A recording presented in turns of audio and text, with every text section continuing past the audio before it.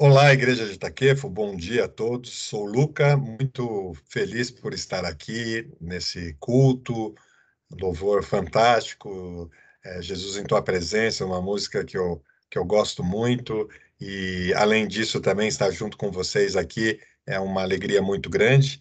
Eu não vou ficar tomando muito tempo aqui para me apresentar, porque a mensagem vai ser um pouco em torno da minha vida, então ao longo da história, aqui ao longo dessa mensagem, eu vou poder compartilhar um pouquinho de mim, né? Mas queria agradecer mesmo ao pastor Seide, a todos vocês pelo convite. Para mim é uma honra muito grande. Agora, aí, para vocês já estão no dia 26, a gente ainda está aqui no dia 25, e 25 é meu aniversário, né? Então, é um dia especial também, justamente porque é o meu primeiro aniversário com um novo coração, né?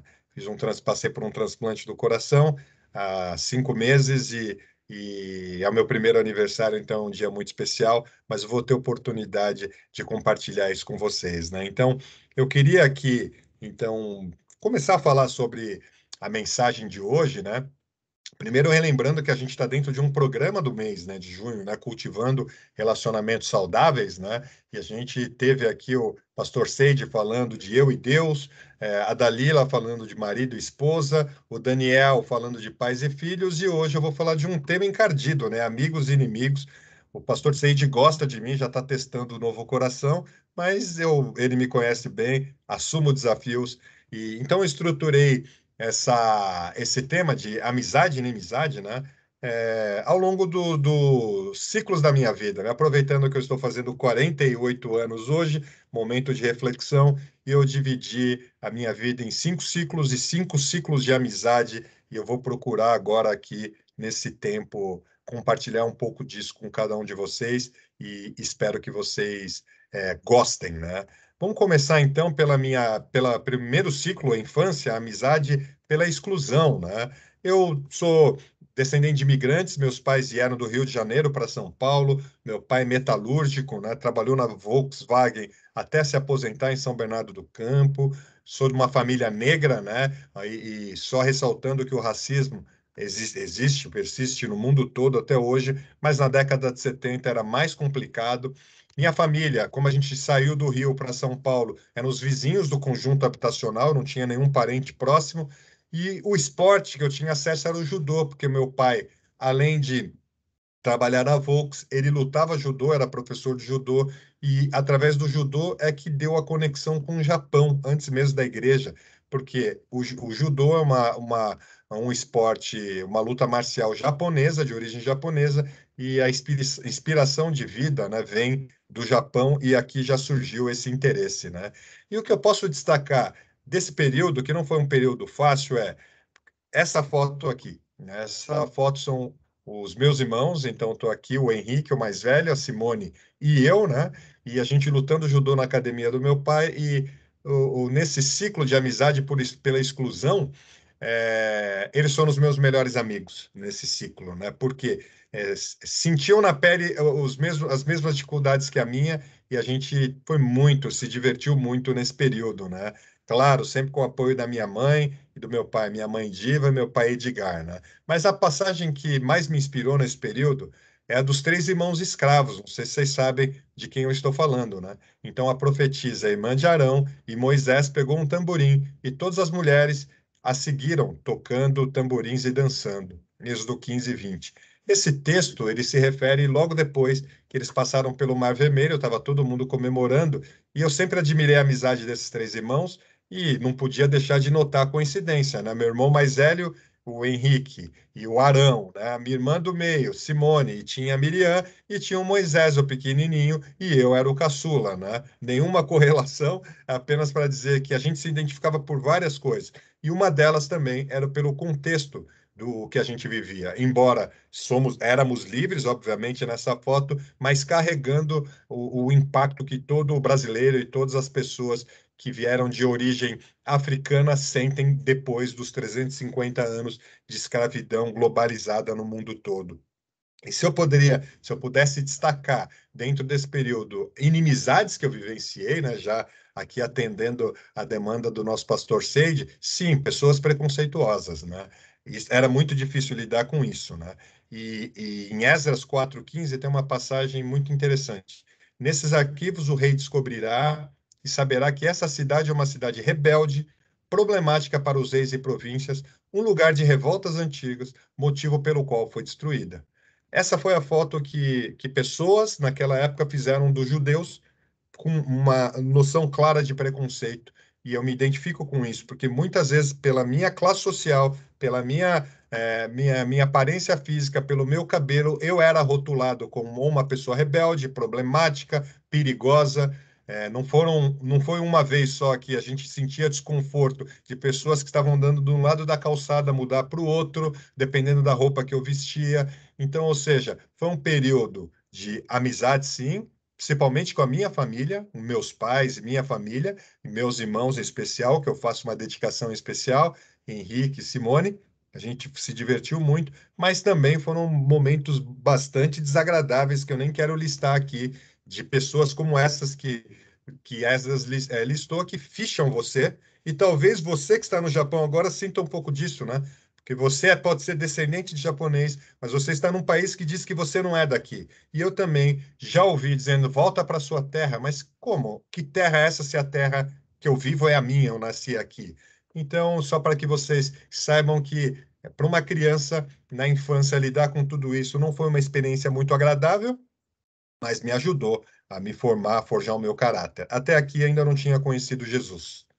Aí veio o segundo ciclo, já adolescente, que entrou o ciclo da amizade pela fé, quando eu me converti, né? Tudo começou pelo escotismo. O escotismo, antes de eu me converter, me aceitou, né? E era um grupo predominantemente japonês, e eles aceitaram um brasileiro e um negro, e foi um pulo, né? Do escotismo foi para a igreja, e a igreja também predominantemente japonesa, em Diadema fui incluído, né? E sendo incluído, entrei em toda a rede da Igreja Metodista Livre, e o camping foi a minha faculdade, né? E essa foto representa isso. Foi o último camping que eu participei, né? Que eu participei assim de uma forma estruturada. E essa foto mostra aqui várias cores e raças diferentes, né? Idades diferentes, estilos diferentes e todos juntos, né?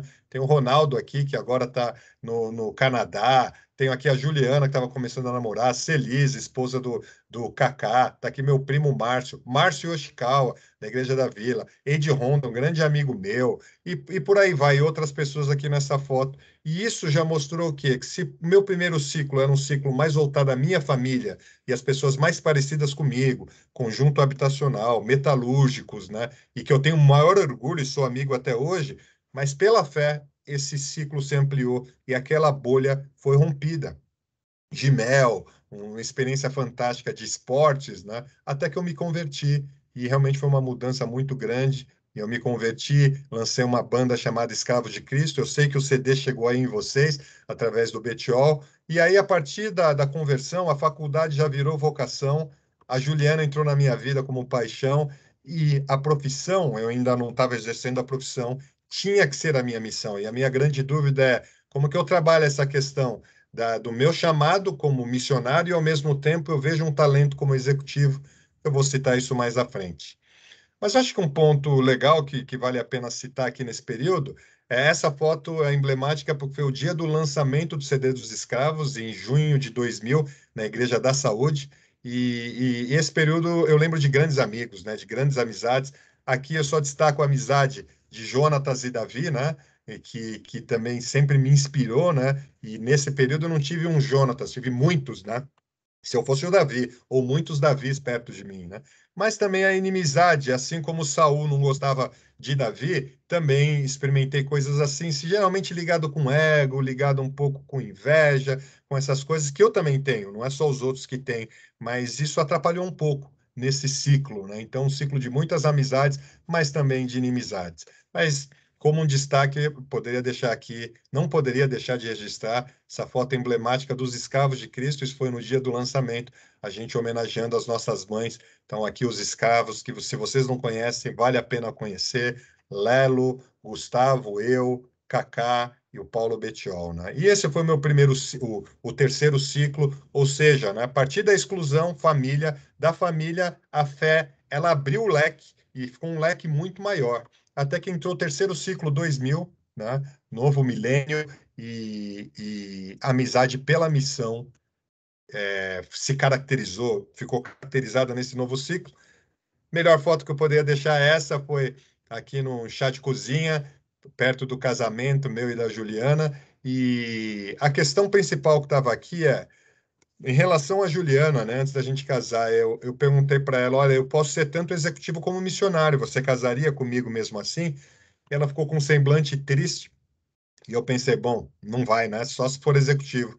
E aí o que ela me perguntou, pô, se Deus te mandar para a África, você não vai me levar? Eu vou ficar sozinha? E aí eu entendi que eu tinha encontrado a mulher da minha vida, né? O casamento, então, foi mais do que o amor, e é o amor, obviamente, mas o amor por nós, mas o amor por Deus com uma missão. E a profissão, eu já estava exercendo como executivo, mas com uma grande dúvida. Estou no lugar certo? Será que eu estou perdendo o meu tempo? E eu sei que o pastor Seide comentou que ele se formou como engenheiro, encontrou seus amigos aí recentemente, né? Depois de muitos anos da Poli, e muitos estranham que ele virou pastor, né? Se tornou pastor na sua carreira, né? E essa era a minha dúvida. No fundo, para mim estava claro que eu tinha que ser pastor ou missionário, mas eu sentia também que eu podia ser executivo. E aí eu busquei essa resposta bem longe, daqui, aí do lado, no Timor-Leste, e ali eu encontrei a resposta que eu tinha que ser os dois.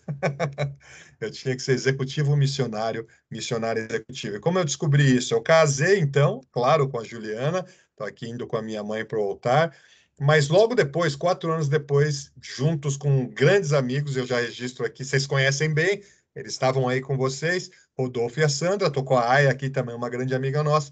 Essa é a foto do dia que a gente foi para o Timor-Leste, no aeroporto de Guarulhos, e lá foi realmente um encontro maravilhoso, né? Porque eu pude entender que eu poderia ser um missionário executivo. Aqui é uma foto marcante, porque eles estavam fazendo um ritual bastante respeitado lá e me chamaram, e eu fui lá, tirei foto, dancei, e depois me contaram. Eles não fazem isso com estrangeiros, só fizeram com você. E eu senti de Deus que Deus estava confirmando o meu chamado, mas ao mesmo tempo um chamado diferente. Essa foto não tem nada demais, né? Mas essa camiseta, para quem trabalha na minha empresa, sabe que é a camiseta de voluntários da minha empresa. E o que eu quero dizer é que essa viagem eu consegui fazer com o apoio da empresa, não financeiro, mas com apoio de donativos, com várias coisas que eu, a Sandra e o Rodolfo levamos para o Timor, que eles doaram, e eu percebi que eu podia fazer essa ponte, e foi uma grande descoberta. E essa ponte se materializou através de equipamentos da EDP, esse é o notebook da EDP, que eu estava gravando aqui um CD com as crianças do orfanato lá da Indonésia, para gravar um CD, vender no Brasil e reverter esse dinheiro para eles mesmos. E a gente conseguiu fazer isso, e aqui sempre com grandes amizades voltadas à missão. Não sou o único que vivo por missão, e aqui eu tenho um casal de missionários maravilhoso, né, que é o Patrick, né, e a Laura, e junto aqui com a Sandra, obviamente, e eles nos receberam e cuidavam desse orfanato na Indonésia, e aqui é o primeiro pôr do sol no Cristo Redentor. Tem Cristo Redentor, gente, lá no Timor. Vai visitar em Dili, vocês estão perto, tá? Muito bonito, um lugar maravilhoso, e eu pude registrar isso. Que eu posso deixar de aprendizado, né, do ponto de vista de amizade, então, nesse ciclo, né? Eu acho que é o juramento de Ruth, né? Não istas comigo, que te deixe, né? Aonde fores, irei. Onde ficares, ficarei. Que o Senhor me castigue com todo rigor, se outra coisa que não seja a morte me separar de ti.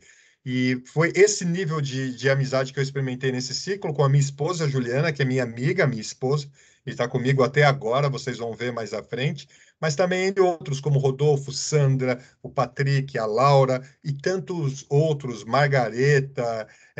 Vixe, se eu ficar citando aqui, eu vou esquecer e eu não quero cometer injustiça. Mas também eu aprendi aqui algo que eu não tinha aprendido nos outros ciclos, que existem inimigos, sim, né? Esse texto diz aqui, Paulo diz que a gente tem que tomar cuidado com os inimigos da cruz de Cristo. E na Indonésia e mesmo no Timor eu percebi o impacto disso, que não é só um impacto teórico e espiritual, é prático.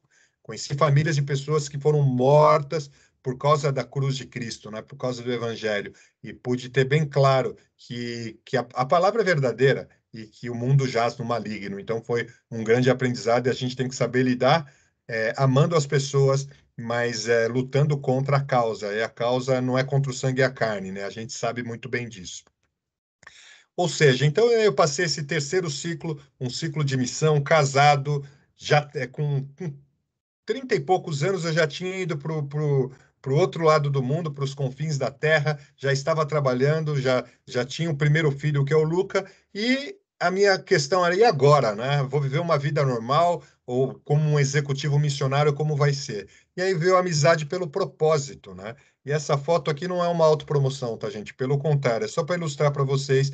Eu trabalho nessa empresa há 21 anos e voluntariamente, naquele período que teve aquela morte do George Floyd, negro, norte-americano, e que o mundo todo parou, e eu me posicionei, dizendo: olha, sendo um dos poucos diretores negros dessa empresa, só tem dois, eu sou um deles, eu quero me posicionar e dizer que estou a favor de maior equidade, de maior inclusão, não só para negros, mas para todas as raças, todas as etnias, todas as idades, em diversas dimensões, né, da diversidade, né? E esse ciclo que se caracterizou a partir de 2010, né? Amizade pelo propósito. Ir além dos números, né? Lutar pelas causas, pelos excluídos, usar a empresa para engajar. E tive a oportunidade de assumir a direção executiva da Fundação EDP, que é o braço sócio ambiental do Grupo EDP aqui no Brasil, e a gente pode fazer muita coisa, trabalhar na humanização, educação das pessoas, né? Mas também não fiquei só nessa linha, né? Então, nessas linhas, nessas quatro acima que eu mostrei para vocês, criei muitas amizades, e principalmente com pessoas de outras fés, de outra fé, outra crença, outra religião, e a gente conseguiu trabalhar junto por um propósito, por propósitos comuns, pela ética, pela justiça, para eliminar a discriminação, quer seja de qualquer tipo. Mas também nesse período, na igreja, eu pude fazer projetos muito legais com a Igreja de Diadema, o projeto 4x5, liderado pela pastora Kátia e pelo pastor Rodolfo. Foi um projeto maravilhoso, porque um projeto de trazer a comunidade, né?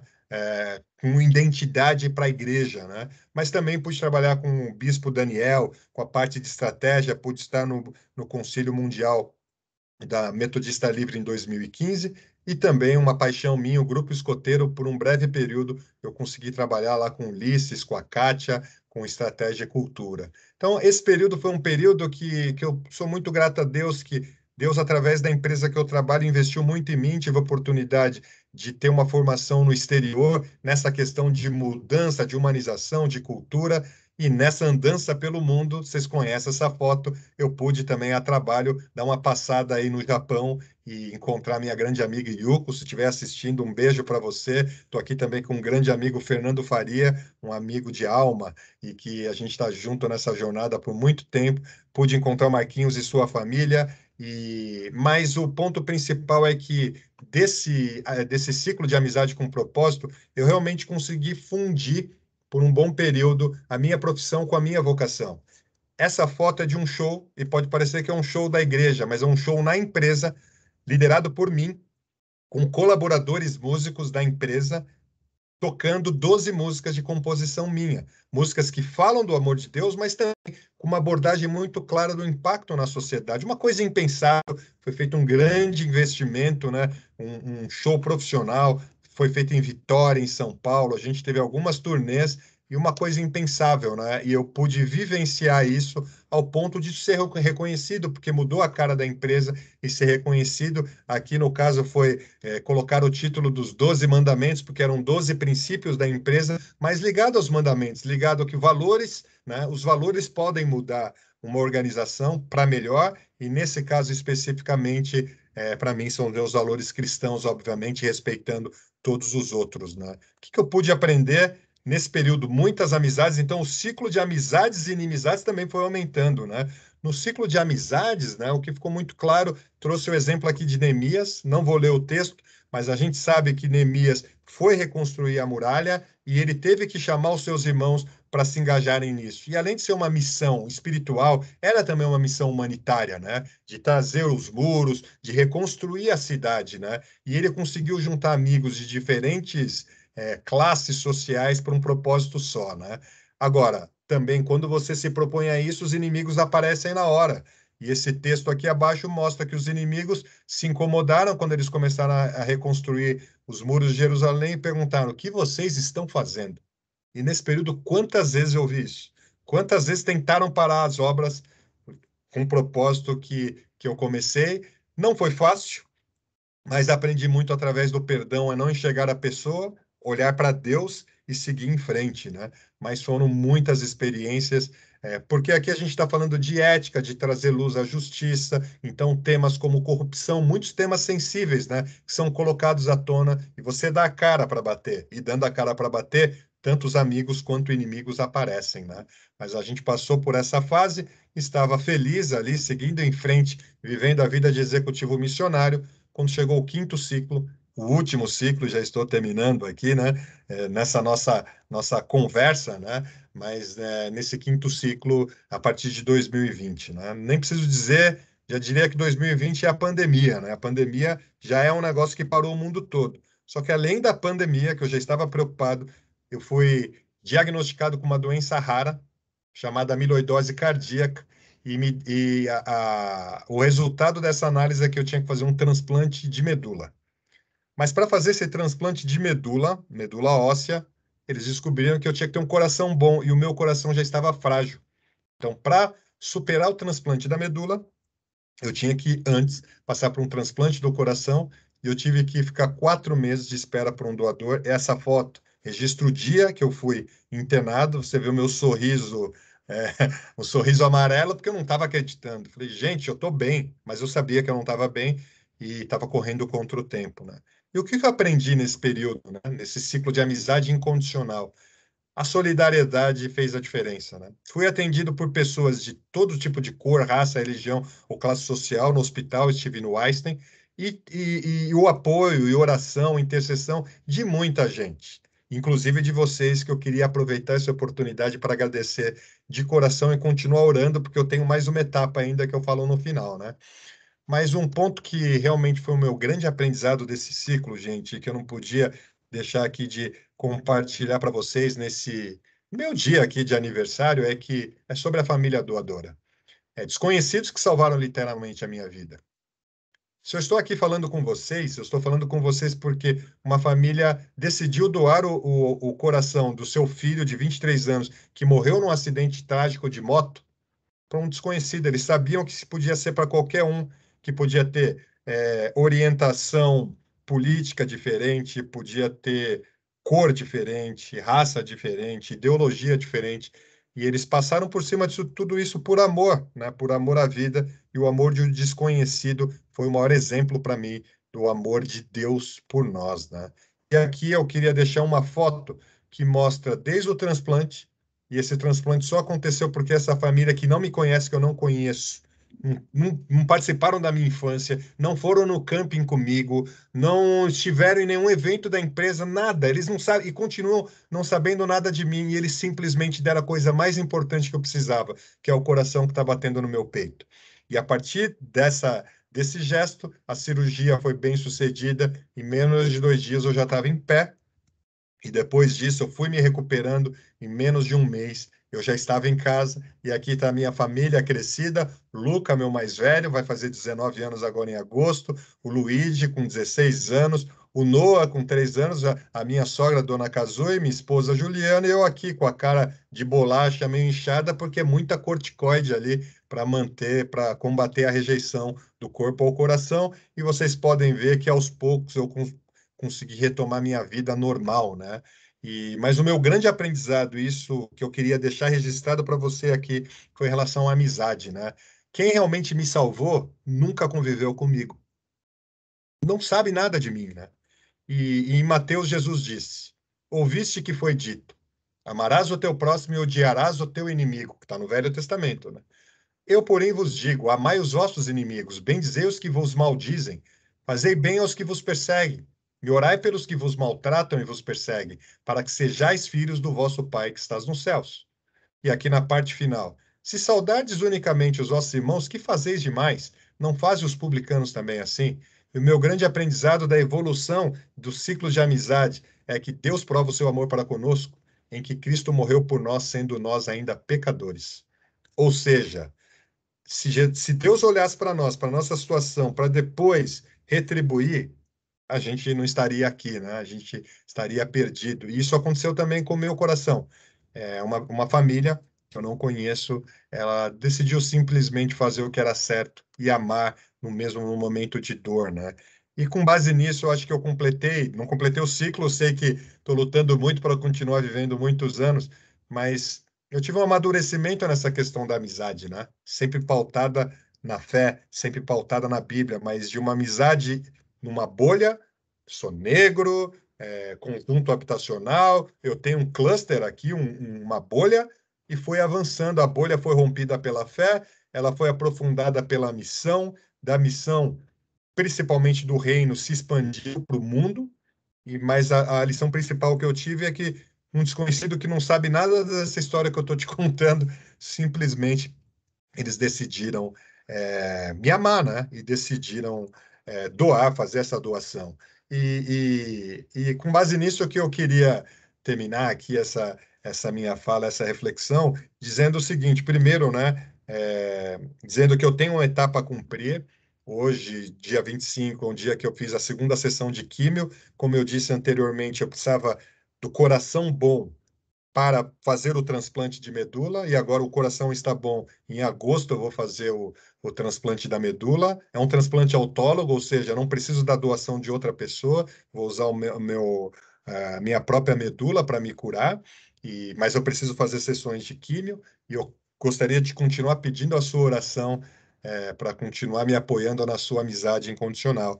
E também dizer aqui para você que está me ouvindo que eu não sei qual é a sua situação, onde você está, e talvez ou você esteja focado em amizades por grupos, ou uma amizade mais ampla pela fé, mas só a sua fé, ou talvez por uma missão, mas só a sua missão. O que eu queria te estimular e te desafiar para que a gente siga Jesus. Jesus não olhou cluster nenhum, não olhou situação nenhuma. Ele veio aqui e amou pessoas que não retribuíram o amor dele, pelo menos de imediato, mas e transformou o mundo e tem nos transformado, e minha vida nunca mais foi a mesma. Eu quero terminar dizendo que, e agradecer aqui até o meu irmão Marcos Abe, um irmão tremendo, um grande amigo.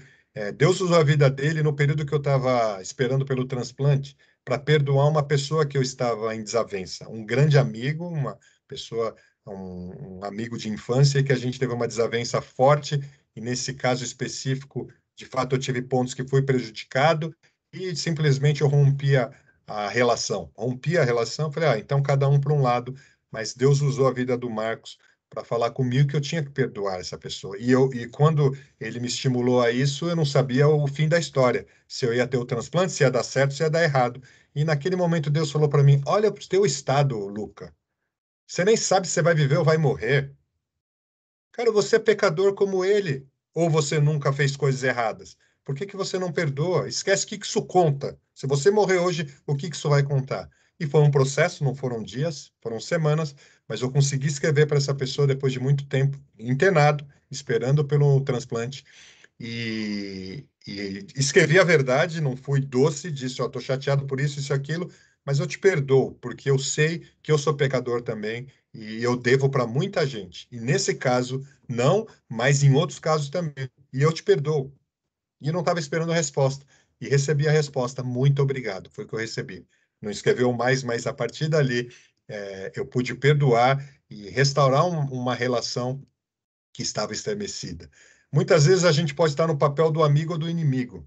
A gente só quer olhar o lado quando a gente é amigo, mas muitas vezes a gente é inimigo porque, infelizmente, até o céu chegar é luta contra a carne, né? Então é melhor um amigo meu, não um amigo cristão, ele diz assim: você tem que escolher entre duas coisas, você quer ter razão ou ser feliz? E muitas vezes a gente quer ter razão, mas a gente nunca tem razão de tudo. Então, meu aprendizado aqui é ame incondicionalmente, como Jesus nos amou, perdoe, releva, não releva a situação, resolva a situação de uma forma madura, mas separa o problema da pessoa. E aí você vai seguir em frente. Eu tenho seguido em frente. Queria agradecer a todos vocês e agradecer ao pastor Seide mais uma vez. Um abraço a todos e nos vemos em breve. Até logo.